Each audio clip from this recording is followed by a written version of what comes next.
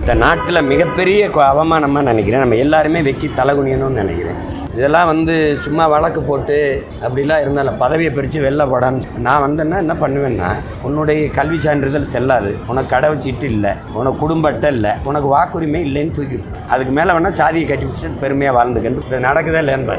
இந்த நூற்றாண்டில் இவ்வளவு கல்வி தேர்வு பெற்று சமூகம் வளர்ந்து முன்னேறி போகும்போது இன்னும் இந்த இழி நிலையில் நம்ம இருக்கிறத பார்க்கும்போது ஒவ்வொரு இந்த நாட்டின் மகனும் தலகுனின்னு தான் நினைக்கிறேன். அவமானமாக நினைக்கிறேன். சும்மா அது செய்தியாக பேசிட்டு கடந்து போக முடியாது. இதை ஒழிக்கணும். இன்னொரு தலைமுறைக்கு இது போகாமல் பார்க்கணும்னு நினைக்கிறேன். ஆனாலும் செய்தியில் மாவட்டங்கள் எல்லாம் திருநெல்வேலி மாதிரி மாவட்டங்களில் பள்ளிக்கூடத்துக்கு போகும்போது பிள்ளைங்க போய் 8ஆப்பு 9ஆப்பு படிக்கிற பிள்ளைய சாதிய வன்மத்தோடு வைக்கின்னு பார்க்கும்போது வலிக்கத்தானே செய்யுது.